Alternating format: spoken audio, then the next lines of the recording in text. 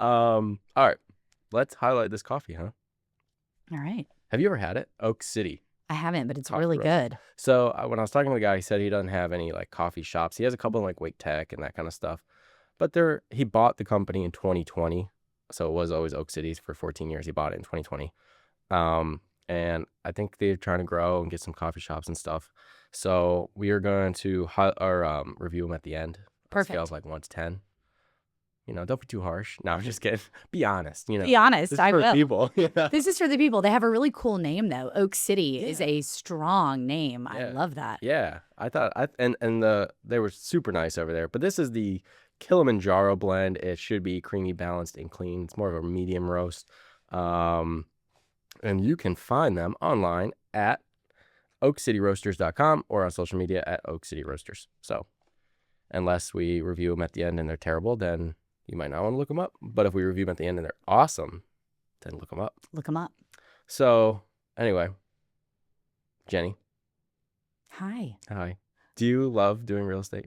I do actually love doing real estate, and you would have to because it's kind of hard sometimes. So sometimes it's like a passion thing that kind of keeps you going. For sure. And how long have you been doing it? Coming up on 11 years in January. So it's been kind of, a little over a decade. Wow. That's a long run. Yeah. And you still love it. Yeah, I do, actually. I feel like no client is the same. So while maybe the last one challenged me in these ways because their house was more difficult to sell, maybe the next client, their communication style is more difficult or whatever, but I'm constantly being challenged in different ways. So my ADHD self doesn't get stagnant. I need a new challenge and I can't sit in one place. So real estate's perfect for me to kind of see a chapter through, get to the closing table, then those people are always on my radar, but then you have the next listing and the next set of buyers, and each one is different. It's like perfect for my personality. Yeah. So have you been full-time all 11 years? I was selling real estate, yes. When I first got my start, I was managing rental properties, which was actually a really good way to understand real estate law and like the eyes of tenants that eventually become buyers. And then I was working at Raleigh Custom Homes for some years, selling real estate, doing some rental properties, and also doing selections and things for new homes. So I sort of had a unique background in my career. And 3 years ago, I left, and I'm not doing renovations anymore. I don't have a hand in any selections anymore.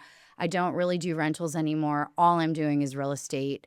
Like high-end real estate. Yeah, some high end. And then, I'm getting ready to take something on out in Garner that's like under 300,000. Okay. So I do a lot of high end real estate, but then also some people I'll take it on if people need help in all price points. Yeah. So yeah. So cool. Like this whole luxury presence that you have, because obviously I've only followed you for a short period of time, but so I look at you and I'm like, okay, she's like this top tier luxury agent. And so that whole space, like, how did you get involved with that? What did you do with that to kind of break into the? Yeah, it's a cool space. And I've gotten this question before. I think the background that I've had with the luxury home builders, and sort of getting my feet wet in the terminology that's being used. So you wouldn't just say, this is a fridge. You would say, this is a Sub-Zero integrated side-by-side fridge and freezer combo, or whatever you would say. And high affluent clients look out for certain verbiage and certain things. So they can tell the difference between a client that's never stepped foot in a home that they're looking to buy. Any good salesman has to know their product. Right. So with new construction, anytime I have a new construction listing, I try to stay in touch with the builder as much as I can. I want to know when you start framing, after foundation is poured. I keep track of the process so that I'm able to sell the product and be like, yes, we just hit framing, which means we'll be done in X amount of months. If you guys want to check out, or like as you get further along, cabinets are about to drop in, and that's really going to show you and take shape of the house. And I think when you have sort of a confidence in the verbiage and you know your way around reading floor plans, understanding what things are called, understanding the selection process, understanding the higher end light fixtures, tile packages. People don't realize like how expensive just a cabinet package is in a luxury home. It's the cost of building has gone up so significantly. And when you're able to kind of share that with clients, they see that you know what you're talking about. Does that make sense? Yeah. And it sort of gains a trust like, okay, she's going to protect the most valuable asset that I have. She seems to understand the product that I'm looking to buy. Think of it like you go to a car dealership and you're talking to the guy at the Lexus dealership and he's like, I don't know how to pop the trunk. I don't know. Hold on. I don't know exactly how you put it on cruise control. I'm not really sure. You're looking at this like, versus a salesman that comes out that's like, this is how you do it. This is what this is called. This is what it is. And they know their product. They're going to be able to sell their product. That's sort of my commitment with luxury homes. So you understand how the lot process works. You understand who's carrying the loan on that. All the little nuances down to where do I go to pick out tile and lighting. I can walk them through that and give them sort of like okay, she gets it. Yeah. This is a huge investment. This is the biggest thing I'll own in my entire life. I need to work with an agent that understands it. And I think that's the difference. Hopefully I answered your question. That was very long-winded. It was awesome. Okay, so I'm not known for being short-winded. Certainly not. a newer, not let's say an agent, not new agent, an agent that's been doing it for a decade, but has only really worked with first-time home buyers. Yeah. And you're talking about understanding the verbiage in the product. How do they make that switch from not understanding the verbiage and product because they've just been working with first-time home buyers to, oh my goodness, look, I want to get into the luxury space, and now I gotta study what a sub-zero freezer is. Right. That does feel a little daunting. I could see that. I think with anything, if there's something that I'm looking to learn and grow in, I will try to find other real estate agents from across the nation that are doing something similar to what I want. So let's say a newer agent wants, or an agent that's seasoned and they're wanting to kind of get into a more luxury market. What I would do is, number one, I would sure as heck be following every single luxury agent in my own local market. That's the first thing I would do. Listen to them, watch their videos, engage with them, become friends with them, try to network with them. I would also try and get involved in any kind of luxury home builder event. Parade of Homes is coming up. That is the way to get access, to get content, to get yourself inside that really cool $7 million house that you would never have access to. Well, guess what? The Parade of Homes is open for 3 weeks to the public, Friday, Saturday, and Sunday for 3 weekends. That's your chance. And then what you can do is, like, kind of what I do is, if I'm looking to grow in an area, I don't necessarily want to R&D, rip off and duplicate an agent right here in my backyard. But maybe somebody out in Michigan or Oregon that's doing something similar that I want, and I may be friends with those agents, but like kind of get ideas for how they're showcasing their luxury stuff and take it back to my market. Most of the time, they're like, that's an awesome compliment. Like, thank you for doing that. Yeah. So we agents, that's what I tell agents in my own market and agents that are not in my own market. Look at my page and copy what I'm doing, but make it your own. And if you are going to be in my local market, careful. You know what I mean? Like, you kind of want to just be respectful of that. I have had a few people copy me verbatim, which was interesting, but I guess it's a compliment. No, I think it's a compliment. In fact, I commented on the video. I was going to say, are you a little passive aggressive? I didn't. No, I gave mucho encouragement on the video. That's cool. And because everybody is starting out, and I still do this, everybody's starting out. And when you are trying to go from a lower price point, so one thing that you could do is, once you have a network of real estate agents, you need to show them that you can show up. So, for example, if an agent was like, Jenny, I'd like to take you to coffee and talk with you about possibly doing an open house at one of your luxury listings, and on a weekend that you're out of town or you're at a real estate conference, or I'll host it on a weeknight or whatever, if you came to me and showed me, I know the product, I'm going to be able to answer questions, I'm going to be able to do this, I am 10 times more likely to let you do my open house for me. And how do you meet high affluent buyers? Doing open houses and networking in high affluent homes. So I think it's all like, if you're just sitting around waiting for these opportunities to fall in your lap, you got to go out and get them. Yeah. You got to become friends and rub shoulders with the people that are in this price point. Builders, photographers, agents, the clients, the people buying and selling them, the developers, anything that you can do. And another thing that you can do is always know the happening hotspot areas. Where are builders looking? So, for example, Northridge, North Hills, inside the Beltline, around the Village District, those are areas where luxury homes are popping up like crazy and holding a lot of their value.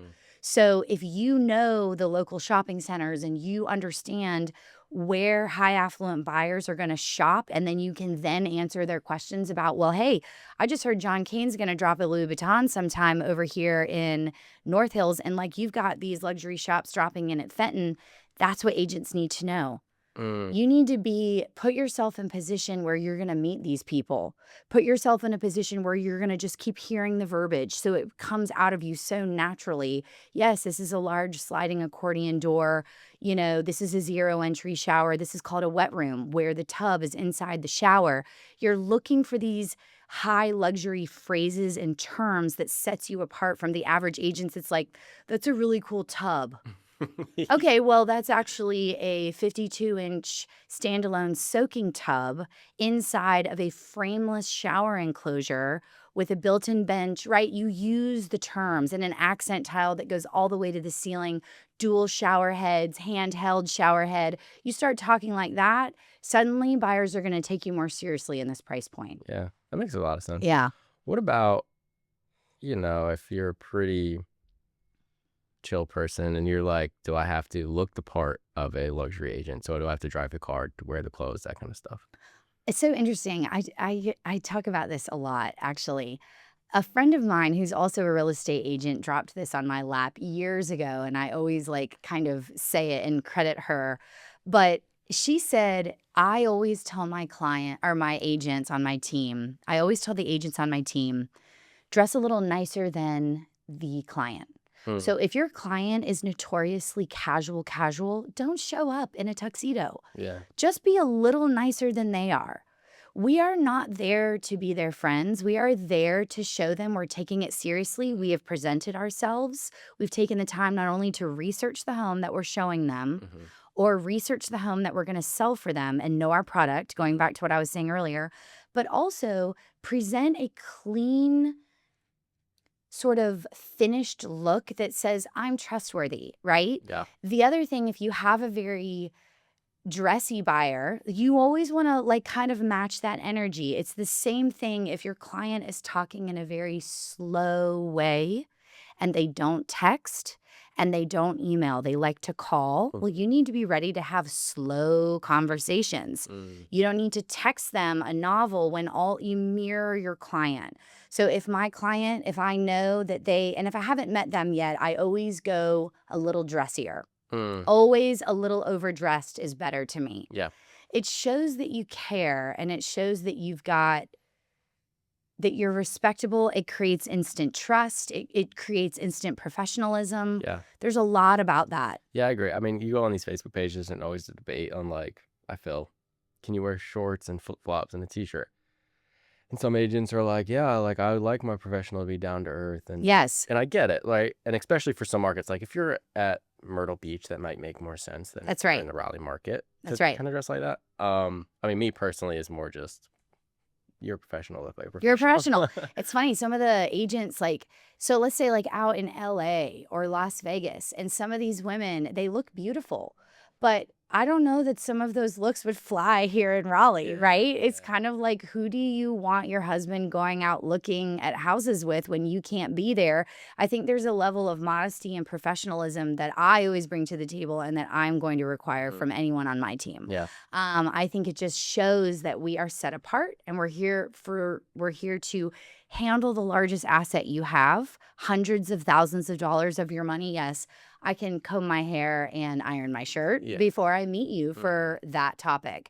But you also don't need to be overdressed either. And there are times where I do bust out my boots on a lot where I don't need to look ridiculous in my stiletto pumps because we're walking a lot with a builder. So there are times where I will dress knowing, hey, we're going out there to walk and put stakes in the ground and figure out which way the house is going to sit. And you want to also be, ready to roll in those situations. Yeah. So let's talk about your team a little bit. When did you start growing it out? Well, so it's small. I have a transaction coordinator who's awesome, handles everything, paperwork, scheduling, love it. Yeah. And I have had an assistant, 2 different assistants in this role. So it's been like 2.5 years, almost 3 years with an assistant. And my current assistant just got licensed like maybe 2 months ago and is kind of sliding into a different role of like showing agent, buyer's agent, kind of helping me. So right now, there's 2 of us that are licensed, in addition to the transaction coordinator. And then we had a summer intern, and she kind of helps us. We kind of call her the care bear. So her role is to care for our clients. That's like she kind of looks out at home anniversaries. I send out a card with a gift card for all my home anniversaries every single year. And we do a lot of pop buys and client gifts. And so the intern is sort of helping us with the Care Bear side of things. And that allows me to be on the phone more. And believe it or not, I do most of my own open houses because that's where I get a ton of my leads. Really? So I like to be front facing as much as I can, out in the field, on the phone, meeting face to face with people, having Zoom calls with relocation buyers as much as I can.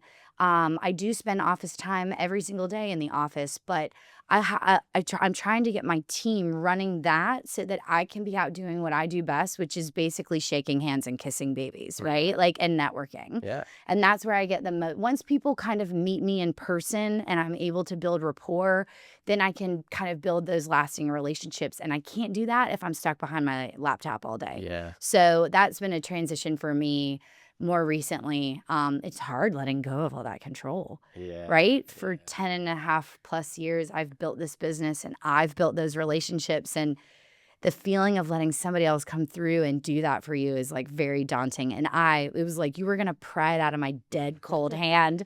And I was finally like, what are you doing? Like, you're working 7 days a week. This is ridiculous. Get some help. So for any agent that hasn't made that move yet, it's time.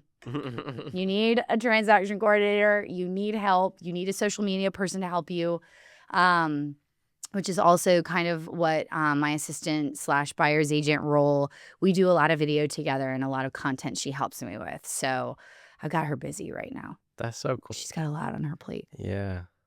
Yeah, that's always been a thing for me. You know, I'm going on 7 years now, and so it's like, am I busy enough to hire an assistant or a transaction coordinator? I don't know. When do you know? Like, is there a number? Is there hey, once I hit this amount of volume, then I hire? Is it a feeling? Like, where do you see that?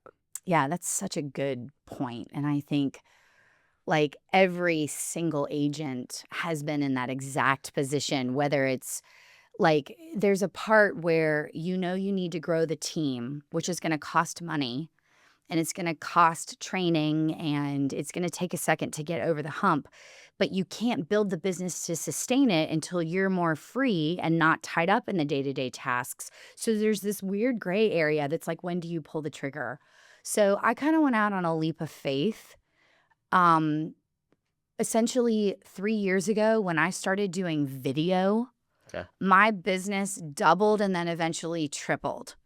So when I implemented video, my business took off. And Video as in like Instagram Reels, TikToks, or YouTube? Instagram Reels, Facebook Reels.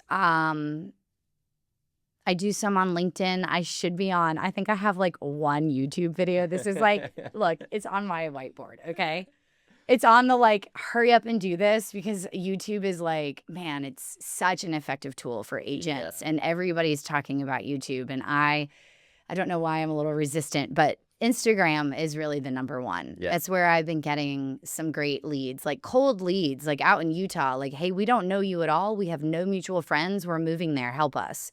And that's part of looking nice, putting out a high quality video, building trust in a short period of time, kind of the things that I was going back to. And then once I get them on the phone, sound researched, sound like, oh, you're buying like one client found me cold and they ended up building a $5 million custom home. It was the biggest commission I'd ever taken in all these years, but I was ready for them. When they interviewed me on a Zoom call, they were like, we're thinking of building. We don't know much about how that process goes. And I was like, well, turns out I do. Yeah. And that's what won me the business. Mm-hmm. And I think back to that and like how, all those years of hard work, sort of learning that it doesn't come overnight. You don't just get a $5 million house, Right. 3 days into manifesting it. You get that years later after you've cultivated. Your website needs to look luxury. Your outfits, your videos need to look luxury. And I think that's also part of, be careful getting on these trends. Some of them don't look luxury. Yeah. You might get a ton of views. You might get a ton of engagement on your Instagram. And don't get me wrong, I'll do a funny voiceover here and there. But it's usually related back to work in some way, and they are few and far between. That is not the majority of my content. Yeah. I don't roast my properties. Mm-hmm. I love these videos. I think they're fantastic. But the kind of clientele that I'm looking for Yeah. doesn't want me roasting their property and flossing standing on their kitchen counter. They want me to present drone shots, aerial shots of what's around, talk about the lifestyle of their home, Mm-hmm. the functionality and the luxury features of the home. They want me highlighting it in a professional tone.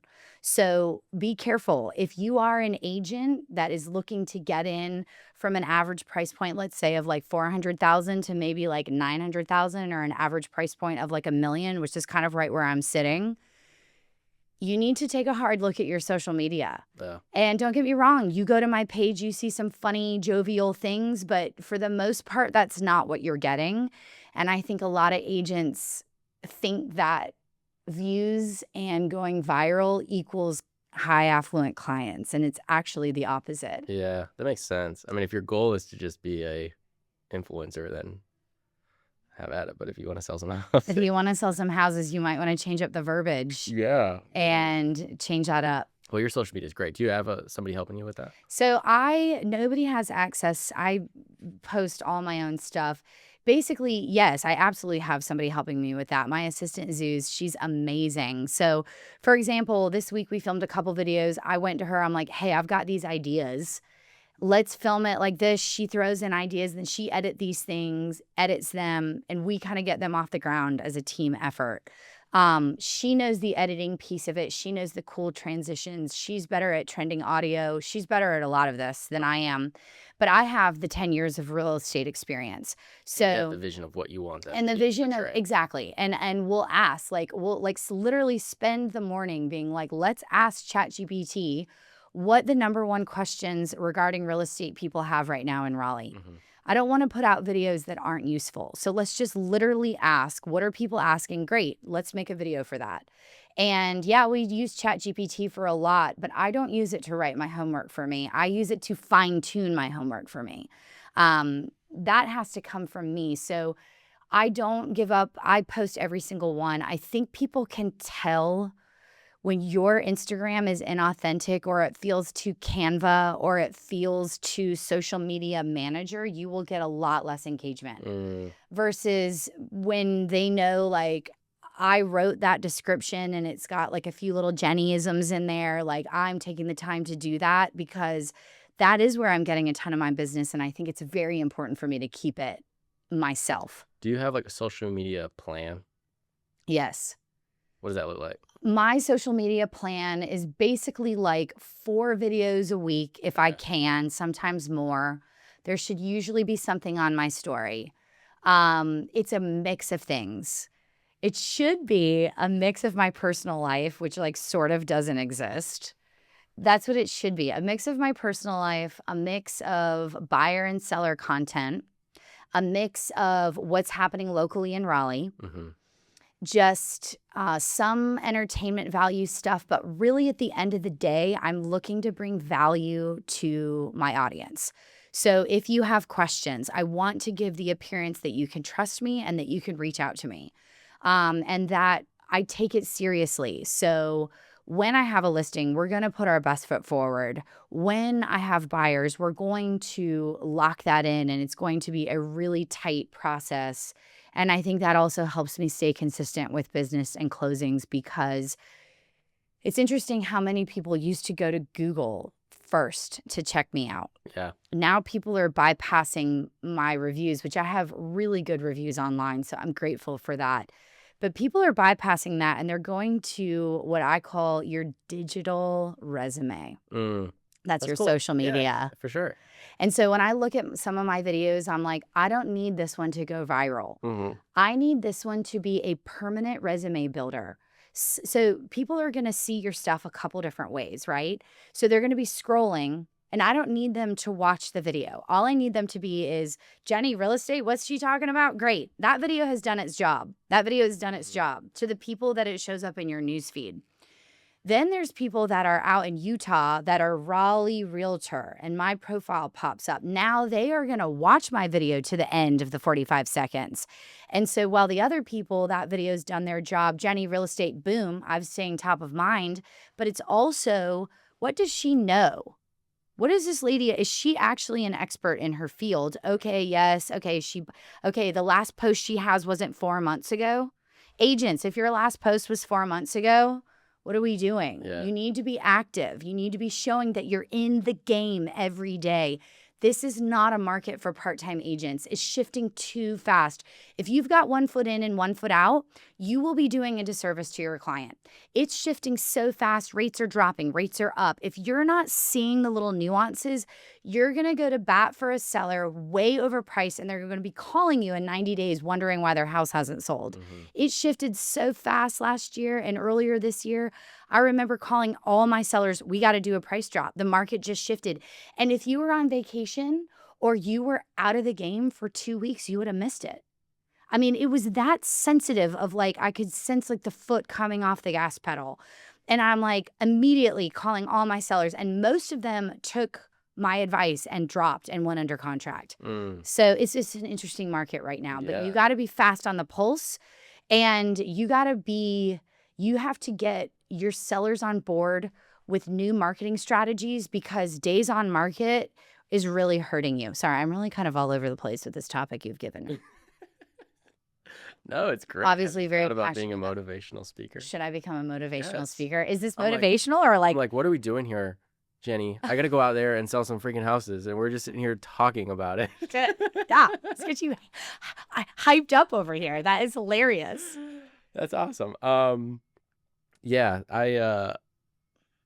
the days on market is a death sentence for a listing. Oof. Like if you, it's always tough, like especially with the clients that are like, no, I built that basement out myself with my son, and it is worth $50,000 more. That's right. The problem is, you need to have those conversations up front. And if they think it's worth $50,000 when you know it's only worth maybe 10, you might not be the client for me, because That's right. I like, it is a advertisement to not hire me when your house is sitting on the market for 6 months. I agree. I think that's a really good point.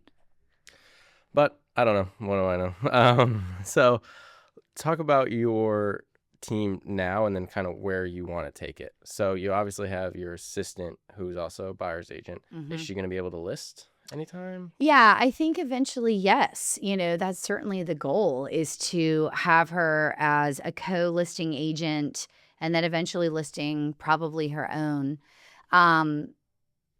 It's kind of a good scenario, because I think it's allowing both of us to take on more. The last thing I want to do is grow and take on more clients and give bad service. So I Like think just to grow, just for the sake that's of right. growth. Yeah. Or hire the wrong person just to grow that doesn't match my branding. So if it took me that long to hire a transaction coordinator, it's going to take me a long time to hire agents that or feel, and maybe not, maybe I'll see the need for this sooner than later. But it's like what you asked me earlier. When do you take the leap and do it? It's almost like you have to go ahead and take the leap and do it, and trust that the business will come.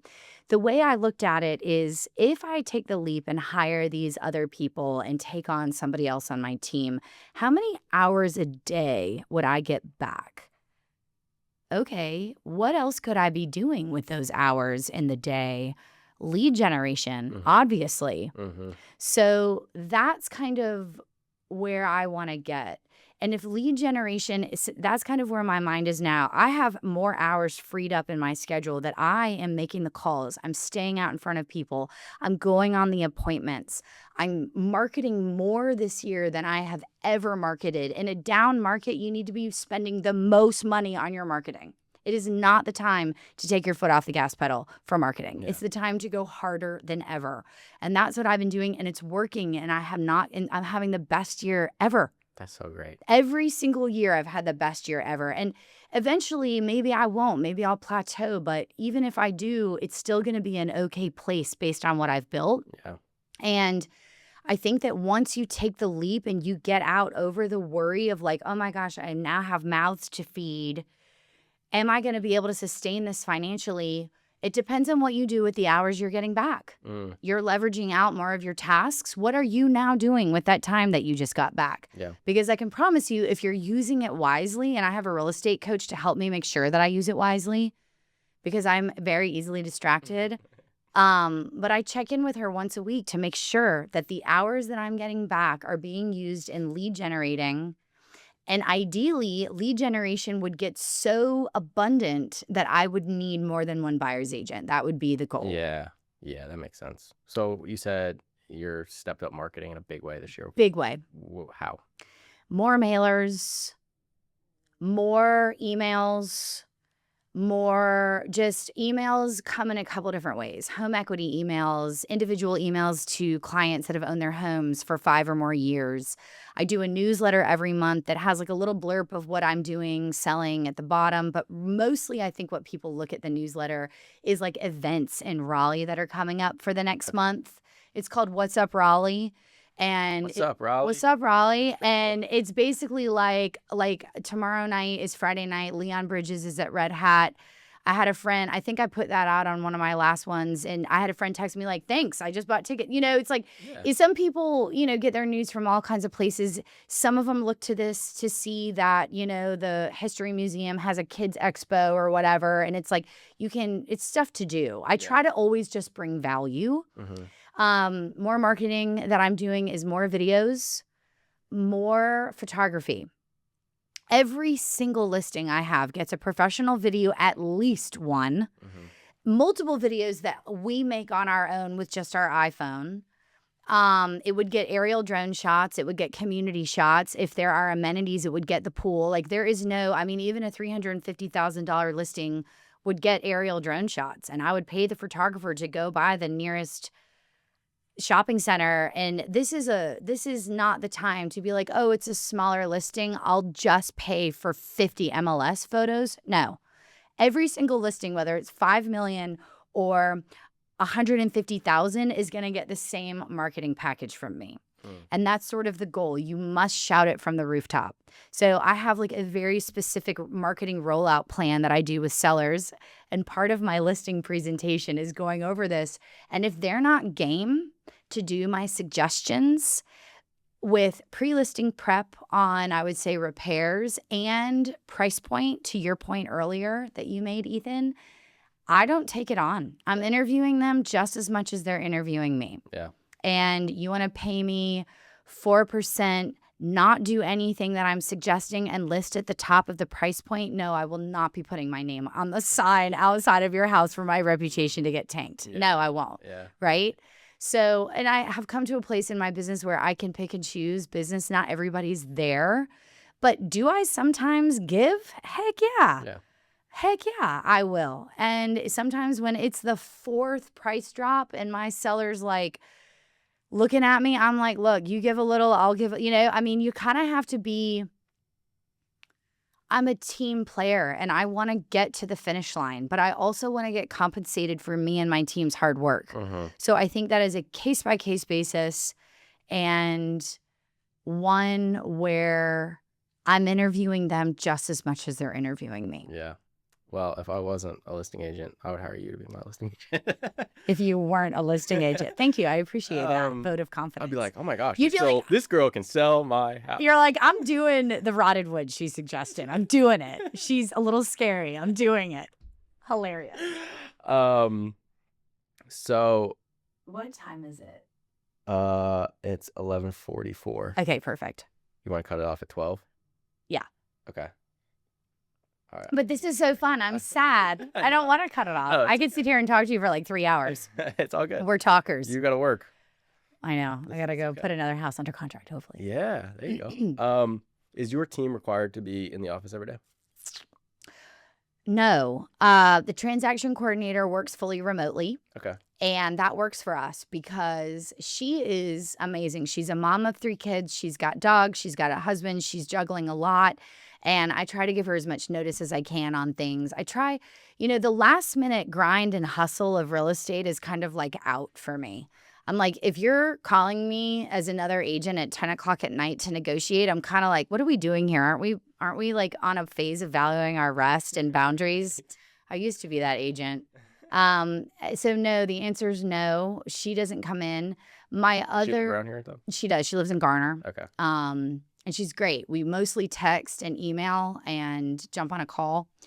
But she works remote. And then Zuzanna, my assistant, she does come in and she works right now out of my house. I just bought a new house and Congrats. Scott, thank you. It's in North Hills. Wow. I love it. Nice. It's got sort of a big basement area in the lower level of the split level that I bought it for that, to have a big area for us as sort of like our conference workroom.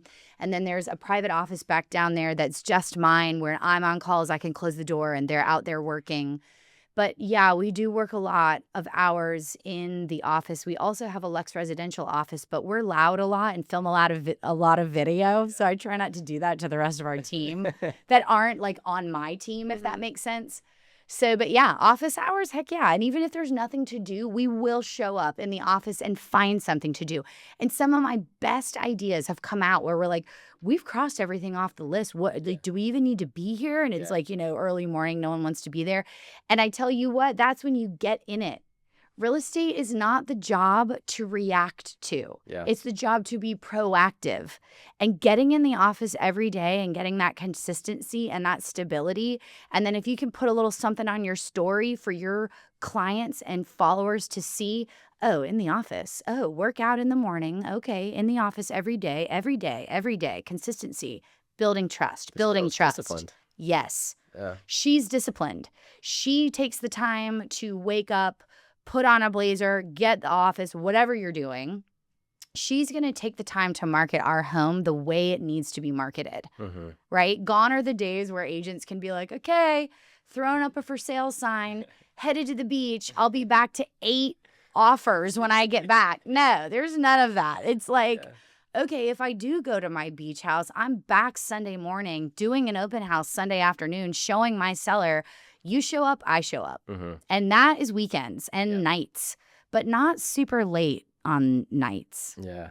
Yeah. Boundaries are key. Boundaries are key. And I found mine more when I had my daughter. Absolutely. You have to protect that sweet time. Oh my gosh. And she's freaking perfect. And I'm like, it's 7 o'clock. I really don't care. I care about putting her to bed right now. That's exactly what you need to be doing. Where do you see the market kind of in 2026? 2026, I think. I think 2026 is going to be a stronger year than what we've seen in 24 and 25. Rates, as we know, just dropped to 6.4, which is the lowest they've been in like 2.5 or whatever years they've said. We know inventory is still up, but I think a lot of that, I think it was up like 67% nationwide, right? So with that new rate drop, there's like more affordability, like $250 a month back in the pockets of buyers. To some buyers, that is the difference between renting and owning. 100%. And $250 a month is real money for a lot of buyers out there. So as these rates continue to drop, I think that we will see less inventory, more competitors in the marketplace. I do think we're going to see a lot more multiple offers in those situations. And maybe some of that competitive bidding that we saw, I don't think we're ever going to go back down to 2.75%. Right. But look, even if we hover in the low 6s in 2026, that's killer. Yeah. That is killer compared to where we've been. And I think it will spark a frenzy. If we go down to 5.5%, we will be People will like pick your battle. What do you want? A lower interest rate, or do you want to have to bid multiple offers and go so much higher over the purchase price? More cash and due You diligence. can't have it both ways, right? Yep. So, with your team, sorry, I keep like harping on your team. please, yeah. Because I'm asking personally because Please. I want to grow it and stuff. Yeah. And so I have one buyer's agent right now. But do you guys do an end of year recap and then plan for the next year? First of all, congratulations on your buyer's agent that you have. That's a nice step. How long have you had that? It'll be a year. That's awesome. Oh my gosh. Yeah, he's a good guy. That's worth celebrating, certainly. Thank you. Yeah, we do. Actually, I try to, well, yes, we set a goal every single year. That is, so the goal that was set for this year was a GCI goal, a units goal, a sales goal. Like, so those are like the three classic like real estate goals that most people do. For sure. But there was also personal goals. And I said at the beginning of this year to my team, if we get to the end of 2025 and I have more money and more units, but less peace, I'm not calling it a win.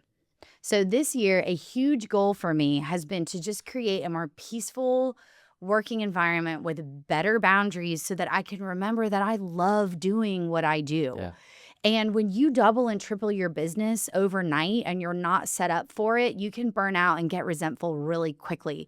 So for me, it was imperative to get the right support systems in place.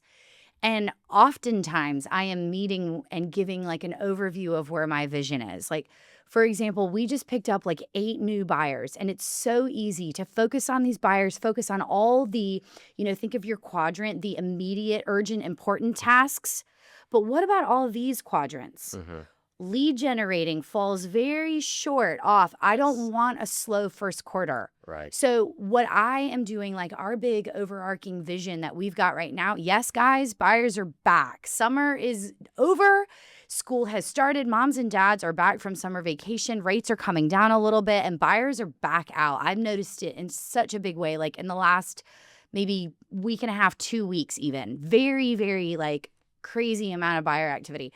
And I think if you are not careful, we will take our foot off the gas pedal for lead generation, marketing to all the other people because you're so focused on that urgent, important one. Yep. And so that's the goal. Like through the last quarter of this year, we've got to stay focused on lead generation. So at the end of this year, we'll meet and we'll say, hey, we had a goal of X amount of units, which I've already I've already almost reached that. So I think we'll get there. Thank you. And the next year it's going to be a lot bigger because I'm taking this leap of faith and getting out of so many of the daily tasks that I don't need to be doing. Yeah. Right? I don't need to be doing all of this. I can hire somebody to help me do that so that I can focus on the lead gen and making sure we don't have a quiet first quarter in January or whatever. Yeah. Right? So. Yeah, I found that in my own business and something I really worked on and I think did pretty well. And this year was, okay, Ethan, like you had a great, like for whatever reason, my first quarter is always great. Yeah. And it just has always been that way. And awesome. I don't know why it just has been. I think it's because I start the new year and I'm like, let's go. I love that. That's so good. And so anyway, first quarter is always great. But then by the end of the first quarter, I'm like, holy crap, the whole first quarter, I never lead gen. I just focused on the buyers or sellers that I had. And now here comes Q2, Q3, and I got nothing in the honestly. in the tank. That happens a lot. Yeah. That is such a common thing. And it's like that feast or famine, highs and lows, right? And it's so discouraging for real estate agents. I've been there many times. I was there this year. I had a very quiet first quarter. And I think it was because last December, I kind of took my foot off the marketing pedal a little bit. So the goal this fall and winter season, as we kind of round out the year, is to more events, more giveaways, more client gifts like pop buys. Mm-hmm. So we're going to do a big mums, like chrysanthemums, the 8-inch. We'll deliver those to all of our clients. My wife would love some, so. I'll bring some over. What color? Purple, yellow? What goes with the house, Ethan? I love it. But the idea is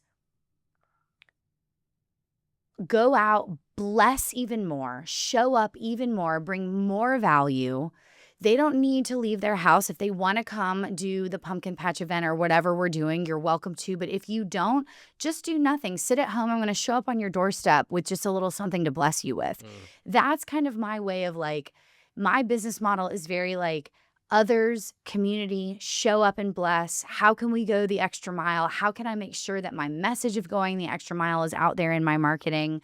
How can I show like, dang, there's Jenny like delivering her own pop buys. Like, yeah, I have girls that help me with it, but I also drive around.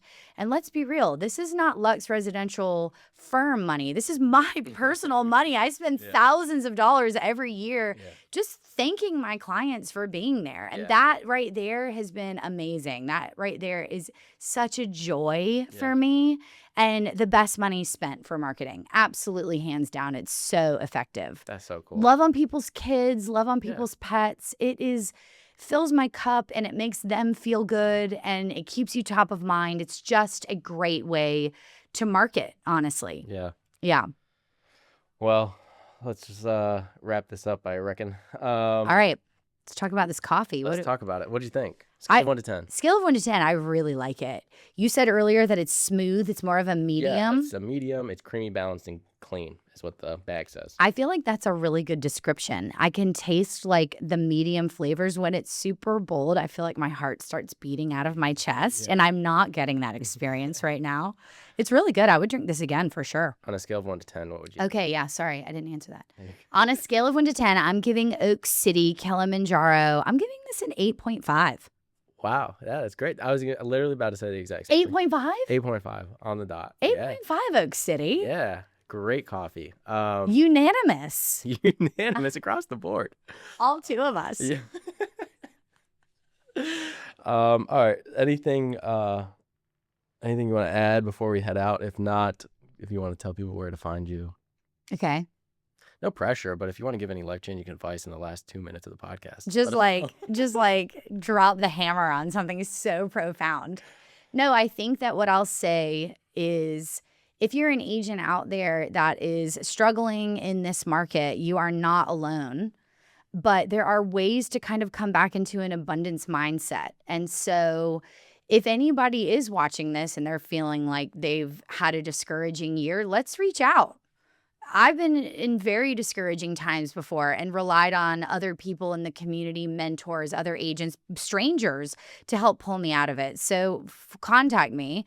And how you can reach me, the best way to reach me is on Instagram, which is at Jenny Henz, Henz. My Instagram handle that I've had for years that I never changed when I became a professional.